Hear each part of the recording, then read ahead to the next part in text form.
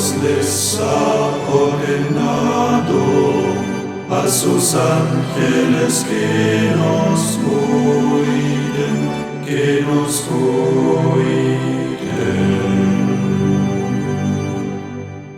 Tú que vienes al amparo del Altísimo y descansas a la sombra del Todopoderoso, dile al Señor: tú eres mi refugio y fortaleza.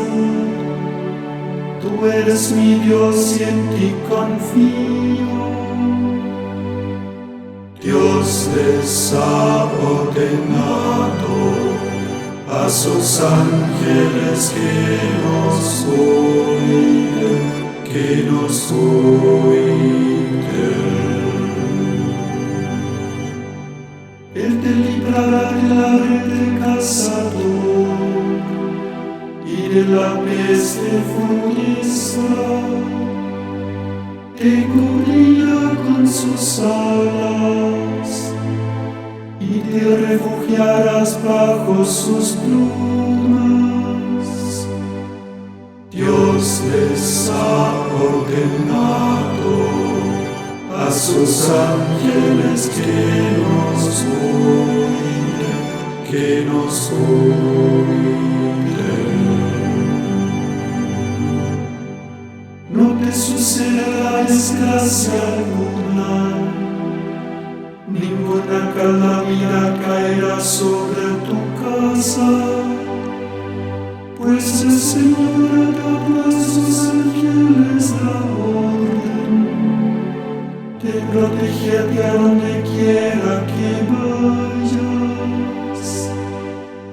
Dios les ha ordenado a sus ángeles que nos cuiden, que nos cuiden.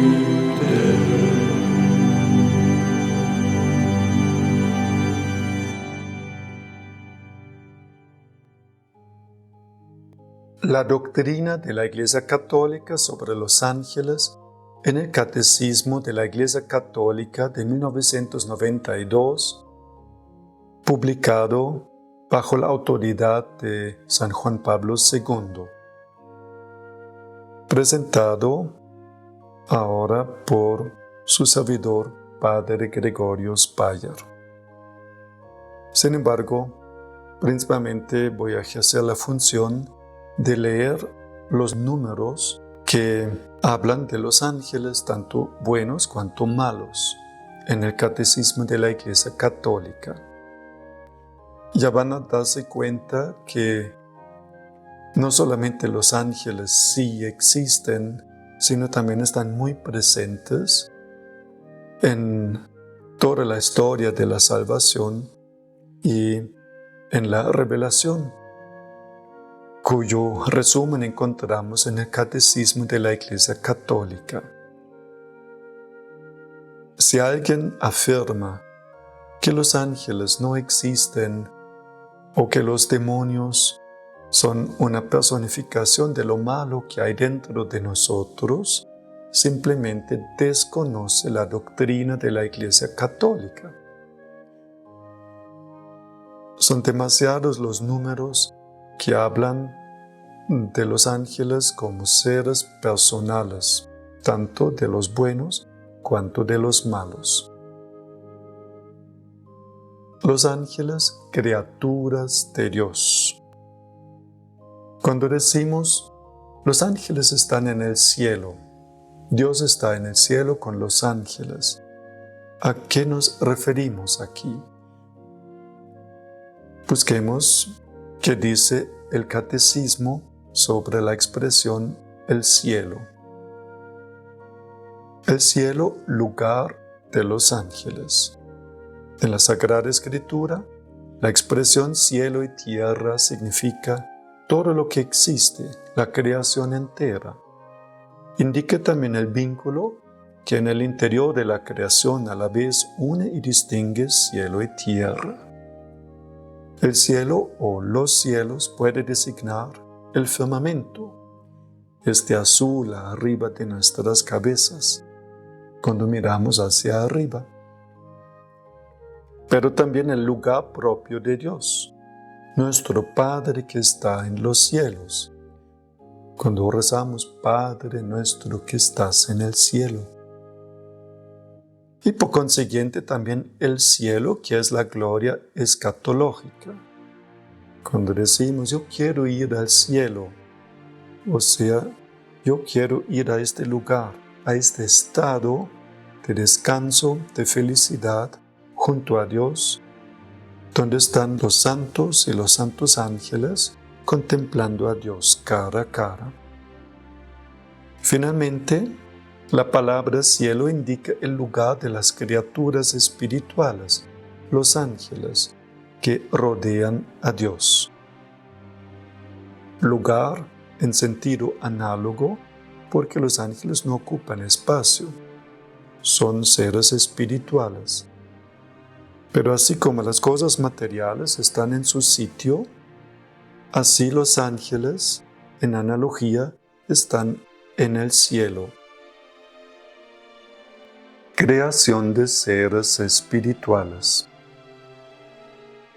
La profesión de fe del Cuarto Concilio de Letrán afirma que Dios, al comienzo del tiempo, creó a la vez de la nada una y otra criatura, la espiritual y la corporal, es decir, la angélica y la mundana. Luego la criatura humana, que participa de las dos realidades, pues está compuesta de espíritu y de cuerpo.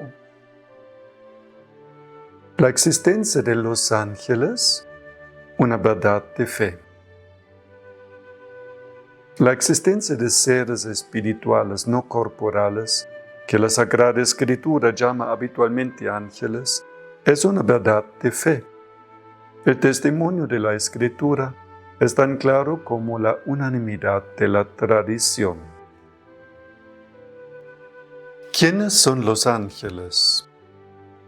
San Agustín dice respecto a ellos, el nombre de ángel indica su oficio, no su naturaleza.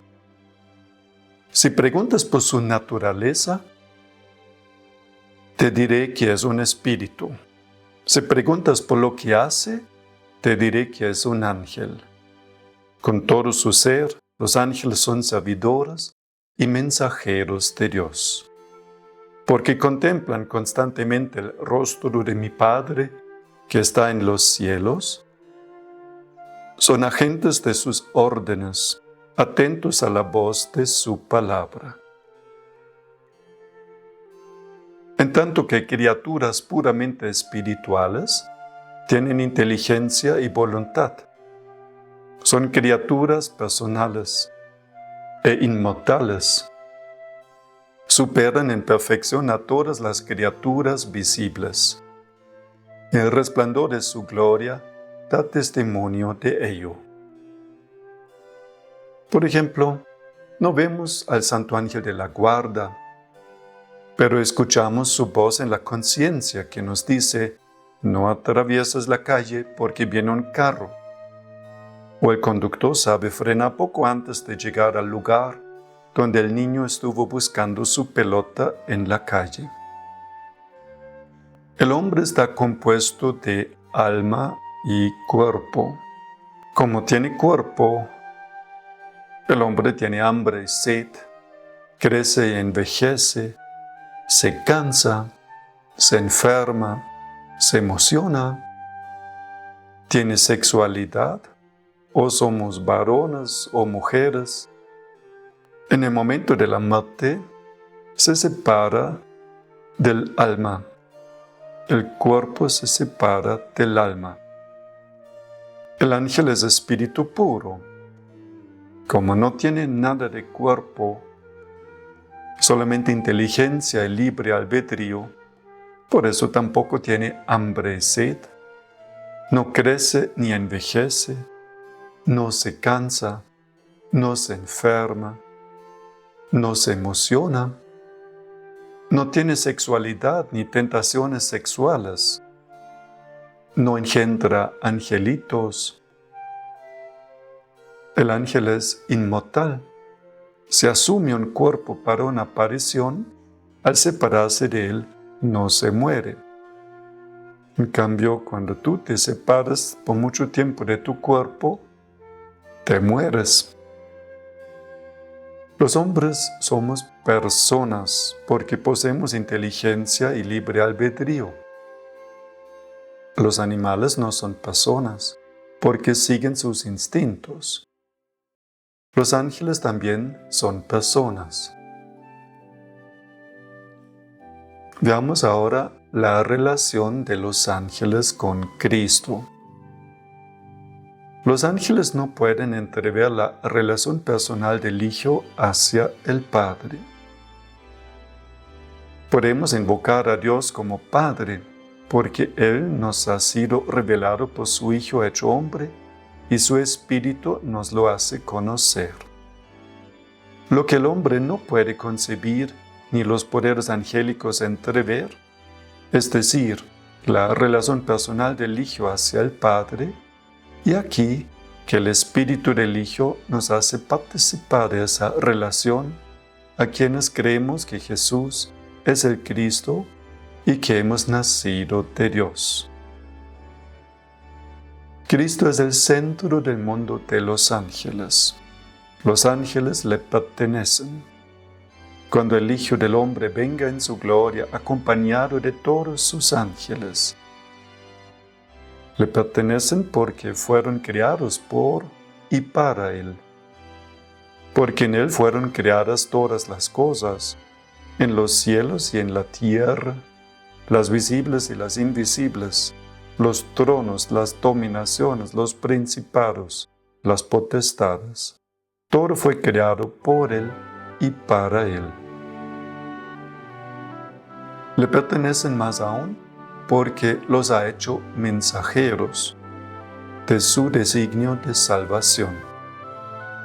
Es que no son todos ellos espíritus servidores con la misión de asistir a los que han de heredar la salvación.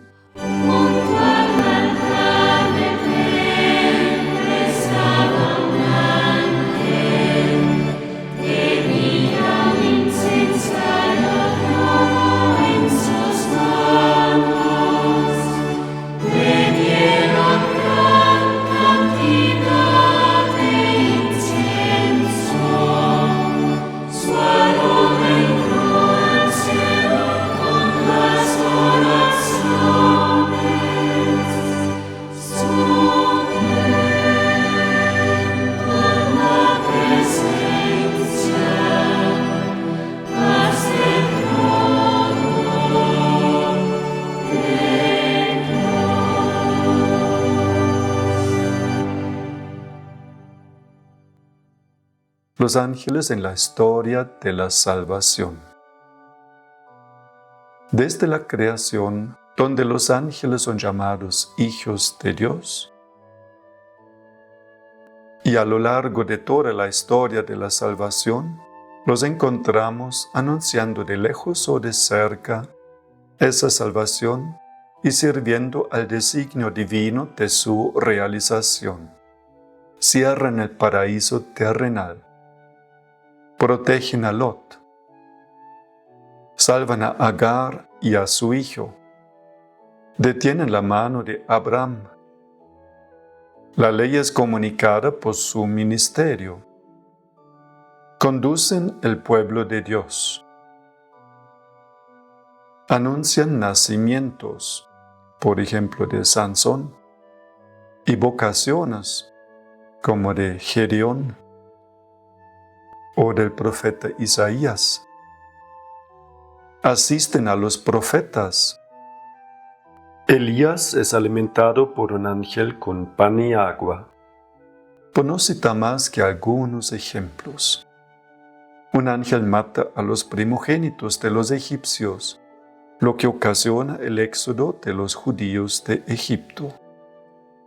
El profeta Habacuc es llevado por su cabellera a la cueva de los leones para dar de comer al profeta Daniel. Finalmente, el ángel Gabriel anuncia el nacimiento del precursor a Zacarías y el de Jesús. El ángel anuncia a Jesús como Mesías. El ángel anunció a los pastores el nacimiento de Jesús como el del Mesías prometido a Israel. Os ha nacido hoy en la ciudad de David un Salvador, que es el Cristo Señor. Desde el principio, Él es a quien el Padre ha santificado y enviado al mundo, concebido como santo en el seno virginal de María. José fue llamado por Dios para tomar consigo a María, su esposa, encinta del que fue engendrado en ella por el Espíritu Santo, para que Jesús, llamado Cristo, nazca de la esposa de José en la descendencia mesiánica de David. En la pobreza del establo se manifiesta la gloria del cielo. Los ángeles adoran al niño. Jesús nació en la humildad de un establo, de una familia pobre. Unos sencillos pastores son los primeros testigos del acontecimiento. En esta pobreza se manifiesta la gloria del cielo. La Iglesia no se cansa de cantar la gloria de esta noche. La Virgen da hoy a luz al Eterno, y la tierra ofrece una gruta al inaccesible. Los ángeles y los pastores le alaban, y los magos avanzan con la estrella, porque tú has nacido para nosotros, niño pequeño, Dios eterno. El Espíritu colma la ansiedad de los ángeles. Juan es más que un profeta. En él el Espíritu Santo consuma el hablar por los profetas. Con respecto a Juan, el Espíritu colma así las indagaciones de los profetas y la ansiedad de los ángeles. Aquel sobre quien veas que baja el Espíritu y se queda sobre él, ese es el que bautiza con el Espíritu Santo. Y yo lo he visto y doy testimonio de que este es el Hijo de Dios. Y ahí el Cordero de Dios. Los ángeles les servían a Jesús en el desierto. Los evangelios hablan de un tiempo de soledad de Jesús en el desierto, inmediatamente después de su bautismo por Juan. Impulsado por el Espíritu al desierto, Jesús permanece allí sin comer durante 40 días. Vive entre los animales y los ángeles les servían. Al final de este tiempo, Satanás le tienta 3 veces, tratando de poner a prueba su actitud filial hacia Dios. Jesús rechaza estos ataques que recapitulan las tentaciones de Adán en el paraíso y las de Israel en el desierto, y el diablo se aleja de él hasta el tiempo determinado. De la encarnación a la ascensión, la vida del Verbo encarnado está rodeada de la adoración y del servicio de los ángeles. Cuando Dios introduce a su primogénito en el mundo, dice: «Adórenle todos los ángeles de Dios». Su cántico de alabanza en el nacimiento de Cristo no ha cesado de resonar en la alabanza de la Iglesia. Gloria a Dios. Protegen la infancia de Jesús. Sirven a Jesús en el desierto. Lo reconfortan en la agonía, cuando Él habría podido ser salvado por ellos de la mano de sus enemigos. Como en otro tiempo Israel, en el tiempo de los Macabeos. Son también los ángeles quienes evangelizan, anunciando la buena nueva de la encarnación y de la resurrección de Cristo. Con ocasión de la segunda venida de Cristo, anunciada por los ángeles, Estos estarán presentes al servicio del juicio del Señor. Cuando venga el Hijo del Hombre en su gloria y acompañado de todos los ángeles, se sentará entonces en el trono de su gloria. Les digo que, si alguien se declara a mi favor delante de los hombres, también el Hijo del Hombre se declarará a favor de él delante de los ángeles de Dios. Pero el que me niegue delante de los hombres, será negado delante de los ángeles de Dios. El Señor viene con todos sus ángeles. Los tres estados de la Iglesia. Hasta que el Señor venga en su esplendor con todos sus ángeles y destruida la muerte, tenga sometido todo, sus discípulos, unos peregrinan en la tierra, otros ya difuntos, se purifican, mientras otros están glorificados, contemplando claramente a Dios mismo, uno y trino, tal cual es. Todos, sin embargo, aunque en grado y modo diversos, participamos en el mismo amor a Dios y al prójimo y cantamos un mismo himno de alabanza a nuestro Dios. En efecto, todos los de Cristo que tienen su espíritu forman una misma iglesia y están unidos entre sí en él. Jesús bajará a la orden dada por la voz de un arcángel. ¿Cuándo? Sin duda, en el último día, al fin del mundo. En efecto, la resurrección de los muertos está íntimamente asociada a la parucía de Cristo. El Señor mismo, a la orden dada por la voz de un arcángel y por la trompeta de Dios, bajará del cielo, y los que murieron en Cristo resucitarán en primer lugar. Los ángeles enviados para recoger a todos los autores de iniquidad. Jesús habla con frecuencia de la gehenna y del fuego que nunca se apaga, reservado a los que hasta el fin de su vida rehúsan creer y convertirse, y donde se puede perder a la vez el alma y el cuerpo. Jesús anuncia en términos graves que enviará a sus ángeles que recogerán a todos los autores de iniquidad y los arrojarán al horno ardiendo, y que pronunciará la condenación: Alejaos de mí, malditos al fuego eterno. Cristo vendrá en su gloria acompañado de todos sus ángeles. La resurrección de todos los muertos, de los justos y de los pecadores, precederá al juicio final. Esta será la hora en que todos los que estén en los sepulcros oirán su voz, y los que hayan hecho el bien resucitarán para la vida, y los que hayan hecho el mal para la condenación.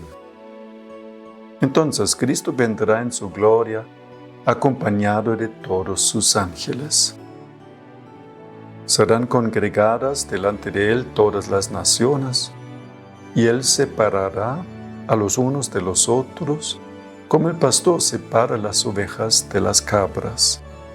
Pondrá las ovejas a su derecha y las cabras a su izquierda. E irán estos a un castigo eterno, y los justos a una vida eterna.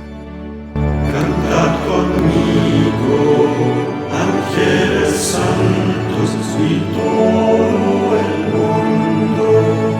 Gloria al Señor, aleluya. Gloria al Señor, aleluya.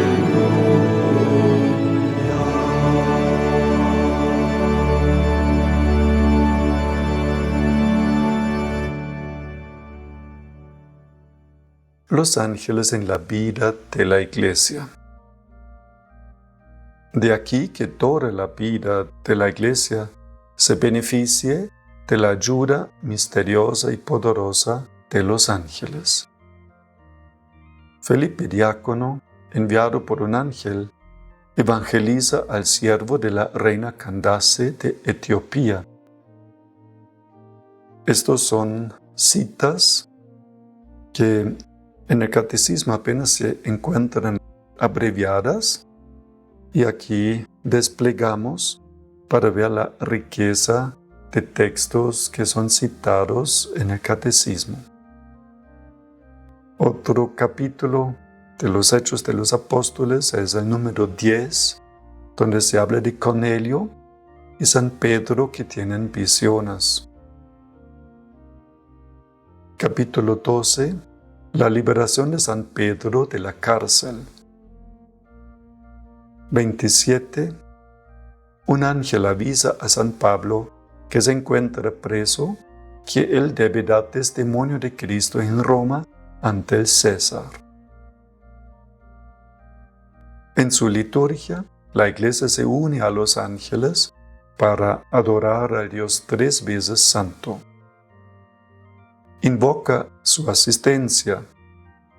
Así al paraíso te lleven los ángeles, de la liturgia de difuntos. O también en el himno querubínico de la liturgia bizantina. Y celebra más particularmente la memoria de ciertos ángeles. San Miguel, el 29 de septiembre, juntamente con los otros arcángeles. San Gabriel, en el misal de 1963 se celebraba el 24 de marzo. San Rafael, antiguamente el 24 de octubre. Los ángeles custodios, el 2 de octubre. Desde su comienzo, no desprecien a ninguno de estos pequeños, pues les digo que en el cielo los ángeles de ellos están mirando siempre el rostro de mi Padre Celestial. Esta es la cita de San Mateo que aquí se encuentra. Desde su comienzo a la muerte, la vida humana está rodeada de su custodia. Y aquí se cita el Salmo 34 y después 91. No te sobrevendrá ningún mal, ni la enfermedad llegará a tu casa. Pues Él mandará que sus ángeles te cuiden por donde quiera que vayas. Te levantarán con sus manos para que no tropieces con piedra alguna.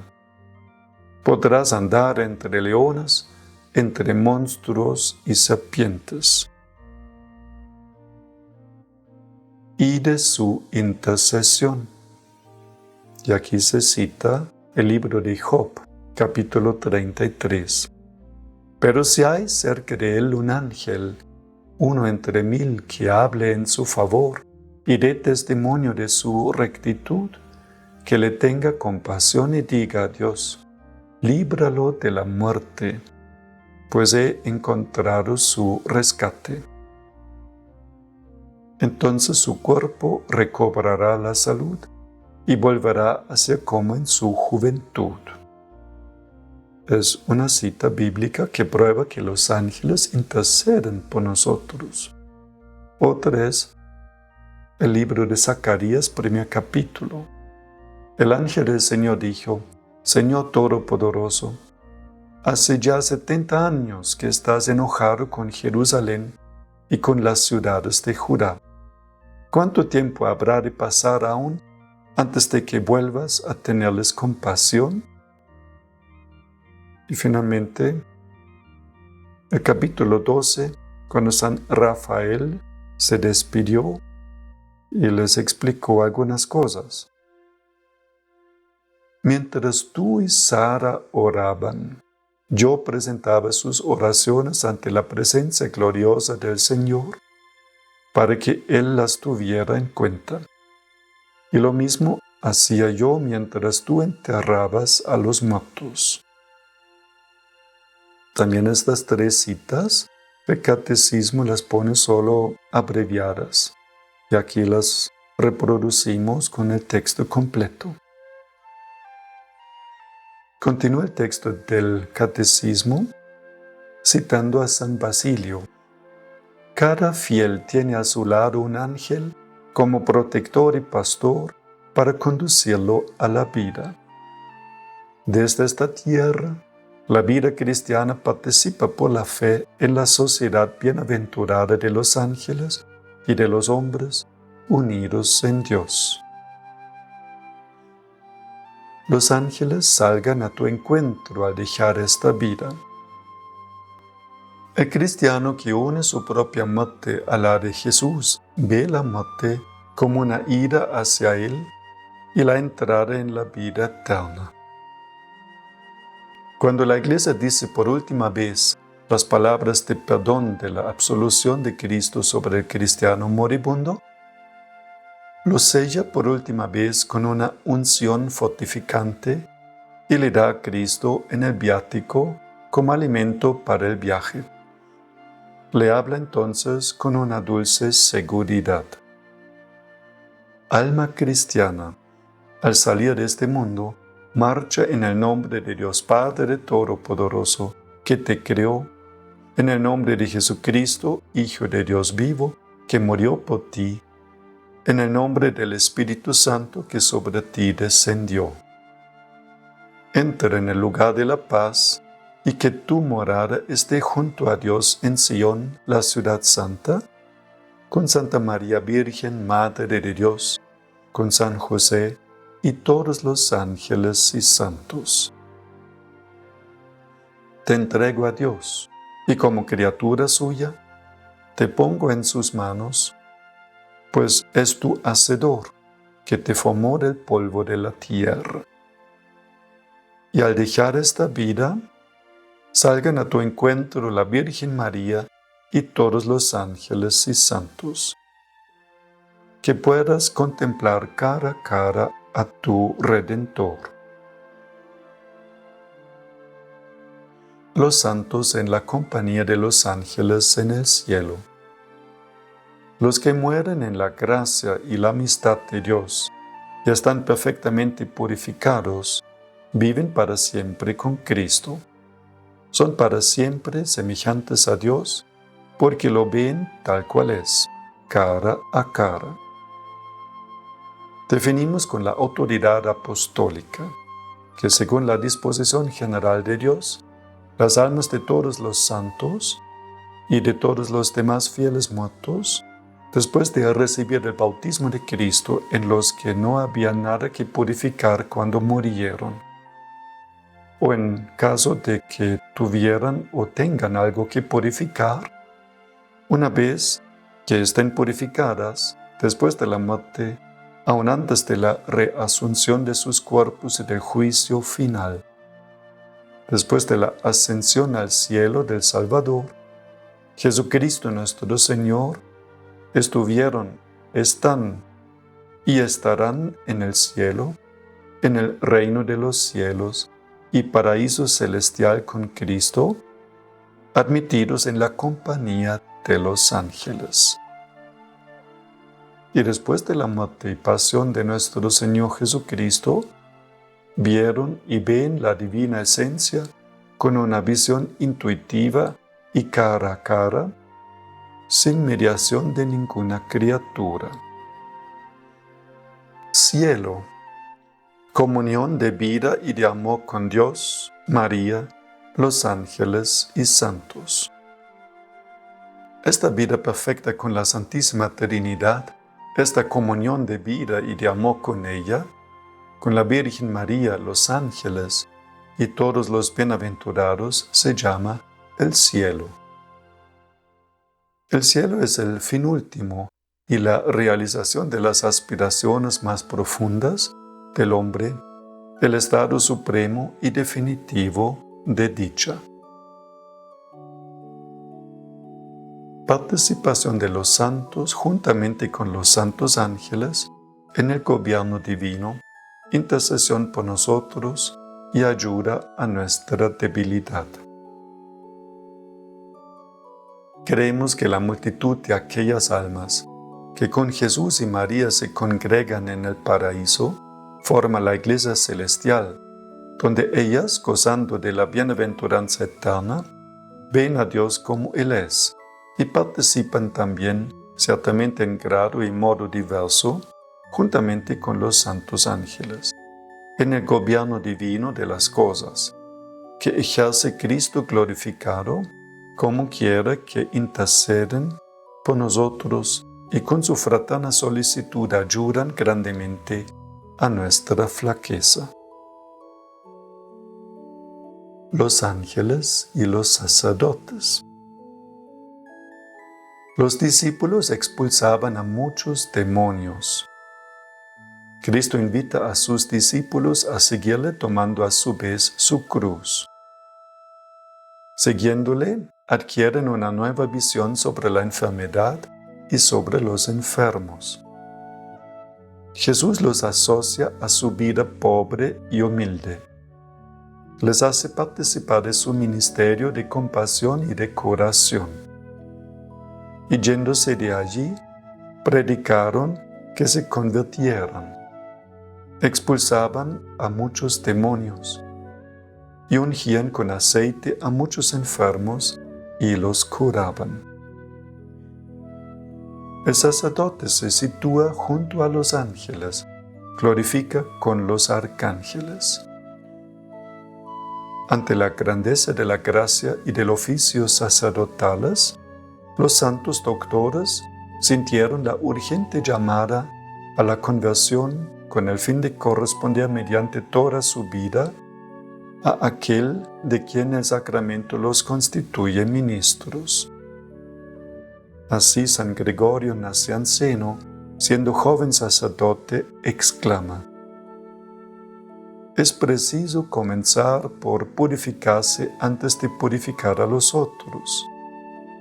Es preciso ser instruido para poder instruir. Es preciso ser luz para iluminar. Acercarse a Dios para acercarle a los demás. Ser santificado para santificar. Conducir de la mano y aconsejar con inteligencia. Sé de quién somos ministros, dónde nos encontramos y a dónde nos dirigimos. Conozco la altura de Dios y la flaqueza del hombre, pero también su fuerza. Por tanto, ¿quién es el sacerdote? Es el defensor de la verdad.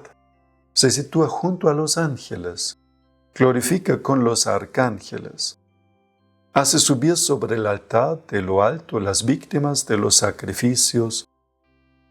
Comparte el sacerdocio de Cristo. Restaura la criatura. Restablece en ella la imagen de Dios. La recrea para el mundo de lo alto y para decir lo más grande que hay en él, es divinizado y diviniza. El santo cura de Ars dice: el sacerdote continúa la obra de redención en la tierra. Si se comprendiese bien al sacerdote en la tierra, se moriría no de pavor sino de amor. El sacerdocio es el amor del corazón de Jesús. Los sacerdotes han recibido un poder que ni los ángeles ni los arcángeles tienen. La catequesis se esforzará por avivar y nutrir en los fieles la fe en la grandeza incomparable del don que Cristo resucitado ha hecho a su Iglesia. La misión y el poder de perdonar verdaderamente los pecados por medio del ministerio de los apóstoles y de sus sucesores. El Señor quiere que sus discípulos tengan un poder inmenso. Quiere que sus pobres servidores cumplan en su nombre todo lo que había hecho cuando estaba en la tierra. Así dice San Ambrosio. Los sacerdotes han recibido un poder que Dios no ha dado ni a los ángeles ni a los arcángeles. Dios sanciona allá arriba todo lo que los sacerdotes hagan aquí abajo. Así afirma San Juan Crisóstomo. Si en la Iglesia no hubiera remisión de los pecados, no habría ninguna esperanza, ninguna expectativa de una vida eterna y de una liberación eterna. Demos gracias a Dios que ha dado a la Iglesia semejante don. El ángel anuncia la revelación de la misericordia de Dios con los pecadores en Jesucristo. El Evangelio es la revelación en Jesucristo de la misericordia de Dios con los pecadores. El ángel anuncia a José: tú le pondrás por nombre Jesús, porque él salvará a su pueblo de sus pecados. Y en la institución de la Eucaristía, sacramento de la redención, Jesús dice: esta es mi sangre de la alianza que va a ser derramada por muchos para remisión de los pecados. La justificación supera a la creación de los ángeles. La justificación es la obra más excelente del amor de Dios, manifestado en Cristo Jesús y concedido por el Espíritu Santo. San Agustín afirma que la justificación del impío es una obra más grande que la creación del cielo y de la tierra, porque el cielo y la tierra pasarán, mientras la salvación y la justificación de los elegidos permanecerán. Dice incluso que la justificación de los pecadores supera la creación de los ángeles en la justicia, porque manifiesta una misericordia mayor. La Eucaristía, pan de los ángeles. Comunión, porque por este sacramento nos unimos a Cristo, que nos hace partícipes de su cuerpo y de su sangre, para formar un solo cuerpo. Se la llama también las cosas santas. Es el sentido primero de la comunión de los santos, de que habla el símbolo de los apóstoles, pan de los ángeles, pan del cielo, medicina de inmortalidad, viático. Alabanza. La anáfora, con la plegaria eucarística, oración de acción de gracias y de consagración, llegamos al corazón y a la cumbre de la celebración. En el prefacio, la Iglesia da gracias al Padre por Cristo en el Espíritu Santo, por todas sus obras, por la creación, la redención y la santificación. Toda la asamblea se une entonces a la alabanza incesante que la Iglesia celestial, los ángeles y todos los santos cantan al Dios 3 veces santo. El ángel proclama la buena nueva de la resurrección. La comunión acrecienta nuestra unión con Cristo.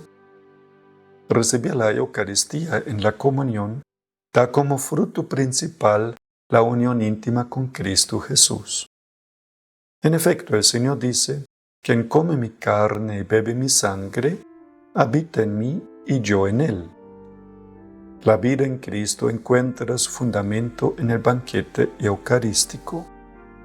Lo mismo que me ha enviado el Padre, que vive, y yo vivo por el Padre, también el que me coma vivirá por mí. Cuando en las fiestas del Señor los fieles reciben el cuerpo del Hijo, proclaman unos a otros la buena nueva de que se dan las arras de la vida, como cuando el ángel dijo a María de Magdala: Cristo ha resucitado. He aquí que ahora también la vida y la resurrección son comunicadas a quien recibe a Cristo. Resumen. Los ángeles son criaturas espirituales que glorifican a Dios sin cesar. y que sirven sus designios salvíficos con las otras criaturas. Los ángeles cooperan en toda obra buena que hacemos. Los ángeles rodean a Cristo su Señor. Les sirven particularmente en el cumplimiento de su misión salvífica para con los hombres. La Iglesia venera a los ángeles que la ayudan en su peregrinaje terrestre y protegen a todo ser humano. Hasta aquí hablamos de los ángeles buenos, pero también hay ángeles malos.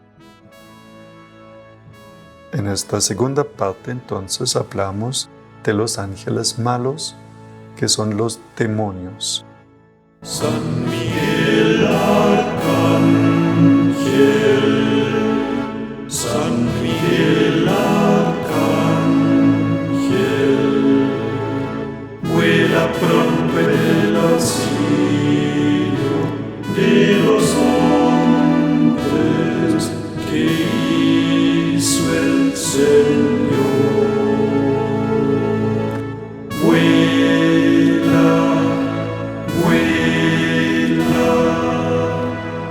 vuela pronto en el auxilio de los hombres que hizo el Señor. ¿Quién como yo? Dijo el ángel rebelde. ¿Quién como yo? Dijiste tú, Miguel, príncipe de los ejércitos del cielo, vuela pronto, glorioso Miguel, vuela, vuela, vuela pronto en el auxilio de los hombres que hizo el Señor.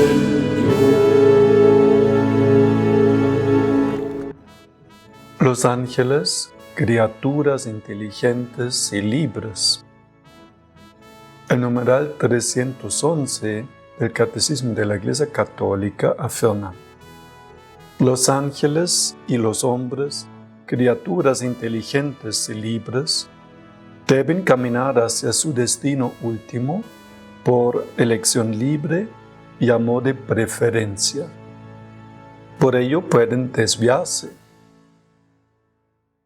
De hecho, pecaron, y fue así como el mal moral entró en el mundo, incomparablemente más grave que el mal físico.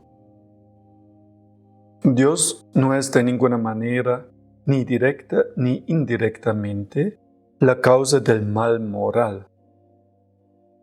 Sin embargo, lo permite, respetando la libertad de su criatura, y misteriosamente sabe sacar de él el bien.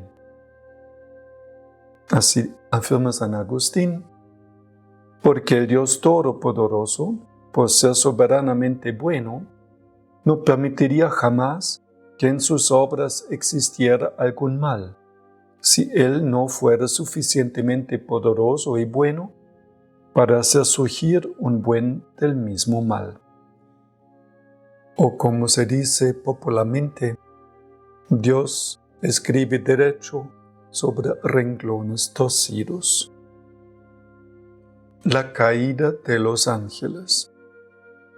Tras la elección desobediente de nuestros primeros padres, se halla una voz seductora opuesta a Dios, que por envidia los hace caer en la muerte.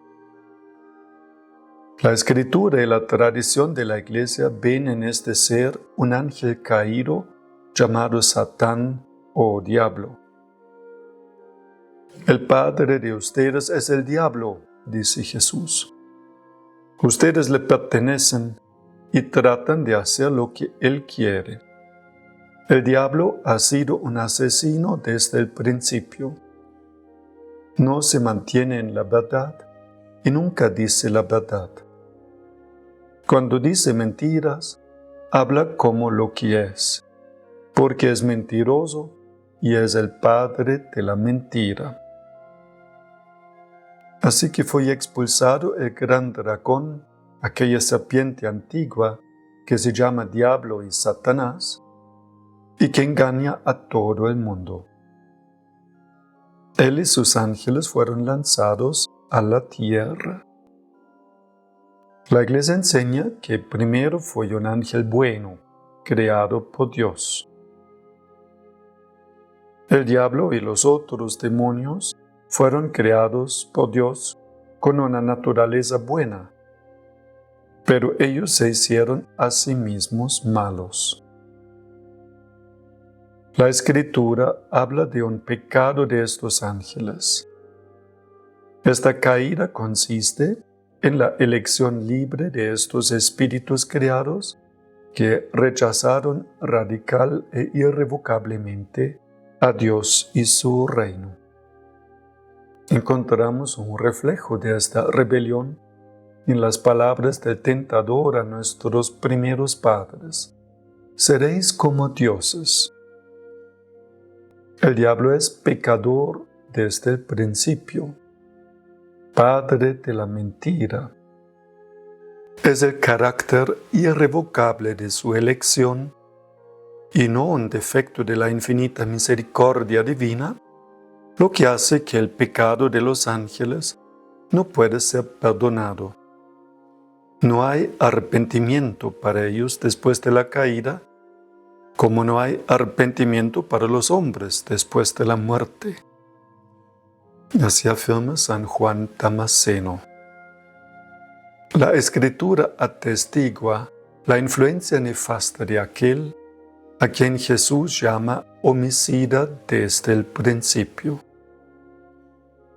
y que incluso intentó apartarlo de la misión recibida del Padre. El Hijo de Dios se manifestó para deshacer las obras del diablo. La más grave, en consecuencias de estas obras, ha sido la seducción mentirosa que ha inducido al hombre a desobedecer a Dios. Sin embargo, el poder de Satán no es infinito. No es más que una criatura, poderosa por el hecho de ser espíritu puro, pero siempre criatura. No puede impedir la edificación del reino de Dios. Aunque Satán actúe en el mundo por odio contra Dios y su reino en Jesucristo, y aunque su acción cause graves daños de naturaleza espiritual e indirectamente incluso de naturaleza física en cada hombre y en la sociedad, esta acción es permitida por la divina providencia que con fuerza y dulzura dirige la historia del hombre y del mundo. El que Dios permita la actividad diabólica es un gran misterio, pero nosotros sabemos que en todas las cosas interviene Dios para bien de los que le aman. O sea, Dios permite la actuación del enemigo, pero a la vez está muy dispuesto a defendernos. No nos deja solos en la tentación. Idolatría da culto a la bestia. La idolatría no se refiere solo a los cultos falsos del paganismo. Es una tentación constante de la fe. Consiste en divinizar lo que no es Dios. Hay idolatría desde el momento en que el hombre honra y reverencia a una criatura en lugar de Dios. Trátese de dioses o de demonios, por ejemplo el satanismo, de poder, de placer, de la raza, de los antepasados, del Estado, del dinero, etc. No podéis servir a Dios y al dinero, dice Jesús. Más textualmente, no podéis servir a Dios y al mamón. Mamón es el nombre individual y propio del demonio del dinero. Los 3 jóvenes en el horno en el libro de Daniel, capítulo 3. Numerosos mártires han muerto por no adorar a la bestia, negándose incluso a simular su culto. La idolatría rechaza el único señorío de Dios. Es por tanto incompatible con la comunión divina. La venida del reino de Dios es la derrota del reino de Satanás. La venida del reino de Dios es la derrota del reino de Satanás. Pero si por el Espíritu de Dios expulso yo los demonios, es que ha llegado a vosotros el reino de Dios, dice Jesús. Los exorcismos de Jesús liberan a los hombres del dominio de los demonios. Anticipan la gran victoria de Jesús sobre el príncipe de este mundo. Por la cruz de Cristo será definitivamente establecido el reino de Dios. Dios reinó desde el madero de la cruz. En el contexto de la explicación del Padre Nuestro, llegando a la petición, y líbranos del mal, la explicación del catecismo es que mal se refiere a una persona, a Satanás. En esta petición, el mal no es una abstracción, sino que designa una persona, Satanás, el maligno, el ángel que se opone a Dios. El diablo, del griego diabolos, es aquel que se atraviesa en el designio de Dios y su obra de salvación cumplida en Cristo. Homicida desde el principio, mentiroso y padre de la mentira. Satanás, el seductor del mundo entero, es aquel por medio del cual el pecado y la muerte entraron en el mundo, y por cuya definitiva derrota toda la creación entera será liberada del pecado y de la muerte. Sabemos que todo el que ha nacido de Dios no peca, sino que el engendrado de Dios le guarda y el maligno no llega a tocarle. Sabemos que somos de Dios y que el mundo entero yace en poder del maligno. El Señor, que ha borrado vuestro pecado y perdonado vuestras faltas, también os protege y os guarda contra las astucias del diablo, que os combate para que el enemigo, que tiene la costumbre de engendrar la falta, no os sorprenda. Quien confía en Dios, no tema al demonio. Si Dios está con nosotros, ¿quién estará contra nosotros? La victoria sobre el príncipe de este mundo se adquirió de una vez por todas en la hora en que Jesús se entregó libremente a la muerte para darnos su vida. Es el juicio de este mundo, y el príncipe de este mundo ha sido echado abajo. Él se lanza en persecución de la mujer, pero no consigue alcanzarla. La nueva Eva, llena de gracia del Espíritu Santo, es librada del pecado y de la corrupción de la muerte. Concepción Inmaculada y Asunción de la Santísima Madre de Dios María siempre Virgen. Entonces, despechado contra la mujer, se fue a hacer la guerra al resto de sus hijos.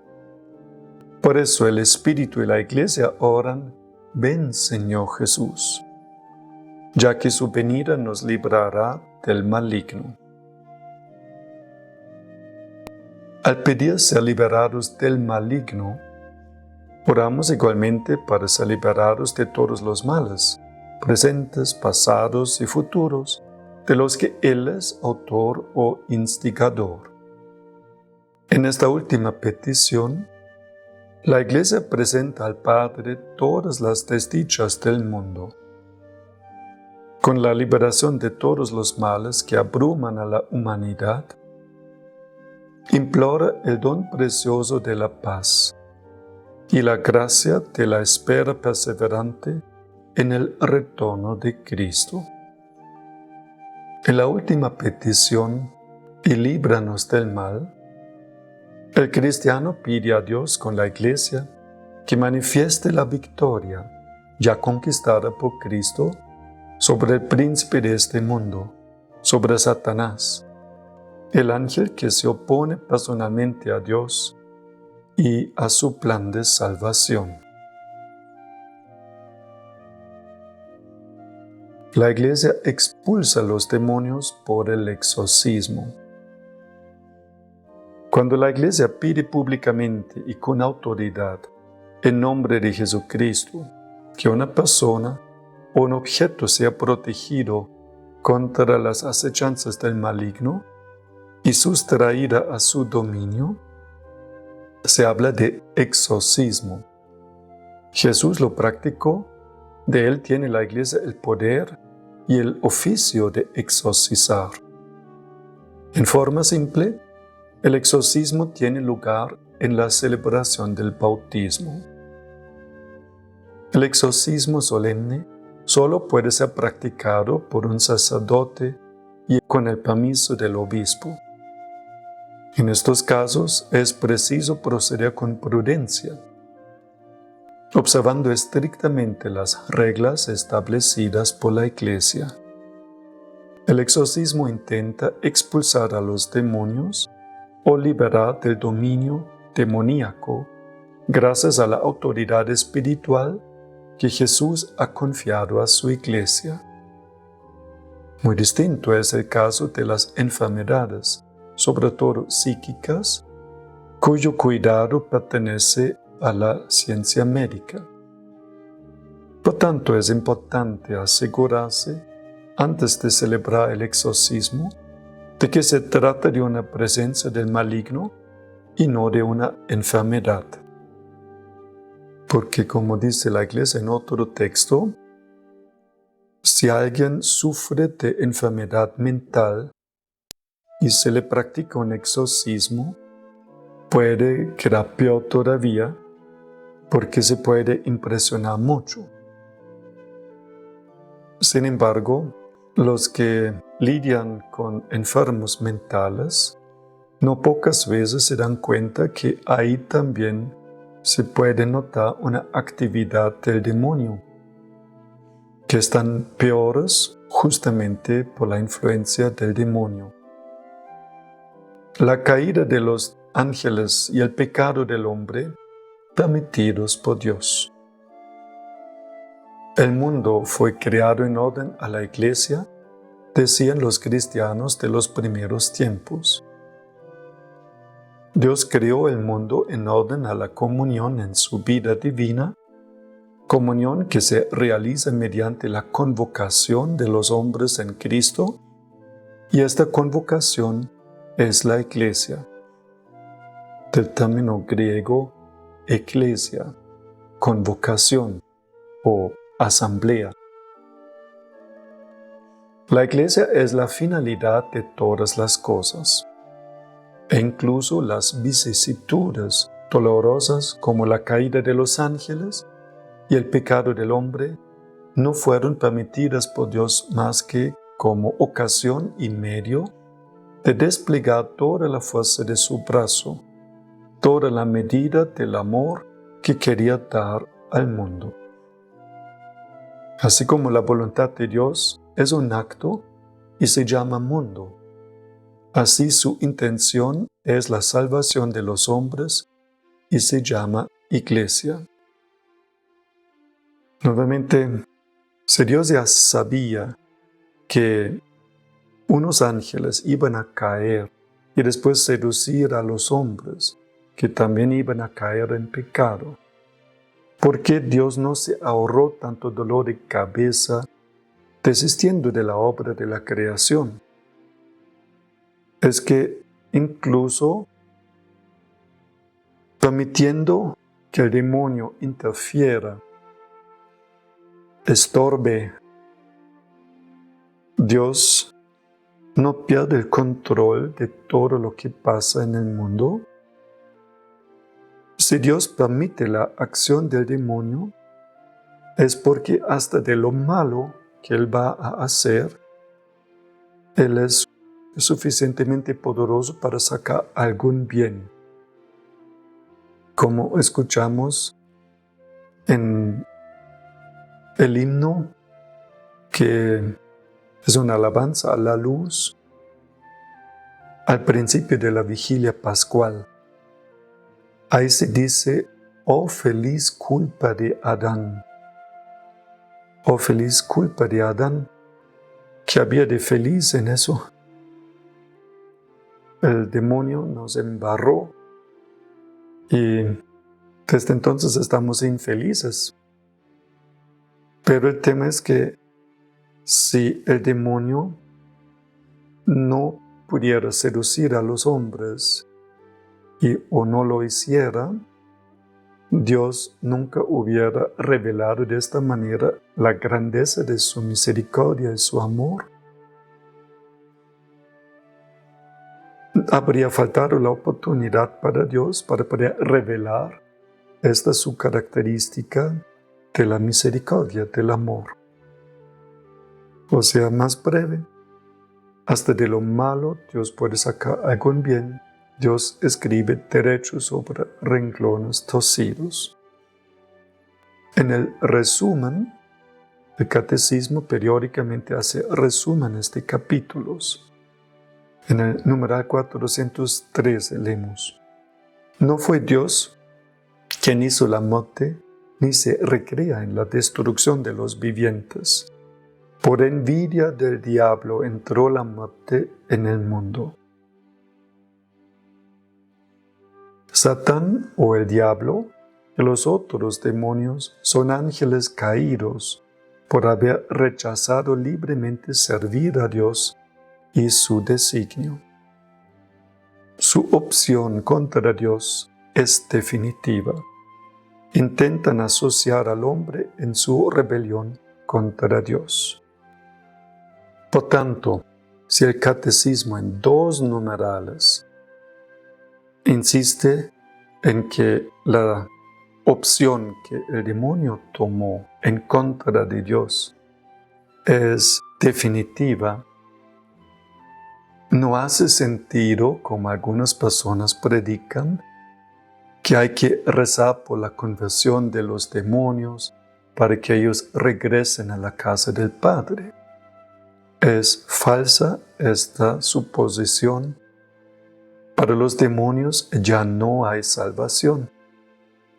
Ni al fin del mundo Dios le va a dar oportunidad de querer regresar a la casa del Padre. El defecto no está en la voluntad salvífica de Dios. Dios quiere salvar a todos los hombres.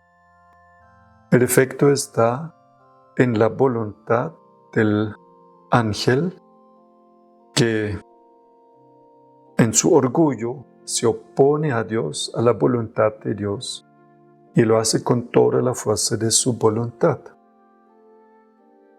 Nosotros muchas veces tomamos decisiones, luego nos arrepentimos porque no sabíamos todo lo que la decisión implicaría.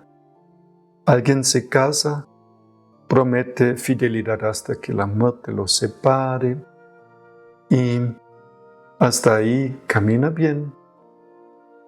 Pero luego la suegra entra cada vez más en el matrimonio o entonces lo que se podía ver antes, que este señor sería mujeriego, con el tiempo se manifiesta cada vez más. Antes no se pudo ver esto tan claramente, pero poco a poco esto se manifiesta más y más. Entonces nos arrepentimos de la decisión que tomamos y quisiéramos echarnos para atrás. Esto no le pasa a un ángel. Es demasiado inteligente. Nosotros tomamos decisiones mal tomadas muchas veces por ignorancia. No sabíamos mejor lo que nos esperaba. El demonio es súper inteligente. Él sabía lo que implicaría su decisión. Los demonios intentan asociar al hombre en su rebelión contra Dios. Constituido por Dios en la justicia, el hombre, sin embargo, persuadido por el maligno, abusó de su libertad desde el comienzo de la historia, levantándose contra Dios e intentando alcanzar su propio fin al margen de Dios. En resumen de tantos textos sobre los ángeles, podemos afirmar: la Iglesia enseña que los ángeles existen. Su naturaleza es puramente espiritual. Dios creó los ángeles todos como buenos, los puso a prueba.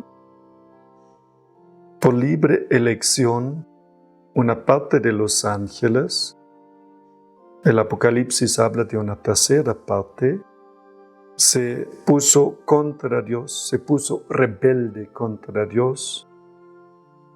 Y desde entonces hay ángeles buenos y malos. El hombre está puesto entre estos dos grupos, ángeles buenos y ángeles malos. Cabe a nosotros hacerle caso a la voz del buen ángel, del ángel de la guarda, y suplicar su ayuda, y rechazar los ataques, las malas sugerencias del ángel caído, y en caso de necesidad, expulsar al demonio. Tenemos que distinguir muy claramente entre ángeles buenos y malos, cosa que en la nueva era no se hace. Ahí cualquier ángel es bueno. El ángel del dinero, yo necesito dinero, entonces lo voy a llamar. Pero Jesús dice claramente que el ángel del dinero es un demonio. No pueden ustedes servir a Dios y al mamón, al demonio del dinero. Entonces, hermanos, llamemos a los santos ángeles. No dejemos que ellos nos ofrezcan su ayuda y desaprovechamos esta oferta de ayuda. Estamos viviendo tiempos muy difíciles, de una confusión espiritual como nunca antes. Necesitamos a los santos ángeles más que nunca. Por eso, pidamos que ellos nos socorran, nos ayuden, a fin de que salgamos bien de esta confusión que reina en el mundo. Por la invocación de Nuestra Señora, Reina de los Ángeles, por la invocación de San Miguel, San Gabriel y San Rafael y de sus ángeles de la guarda, desciende la bendición de Dios Todopoderoso, Misericordioso, Padre, Hijo y Espíritu Santo sobre ustedes, sus familias y permanezca para siempre. Amén.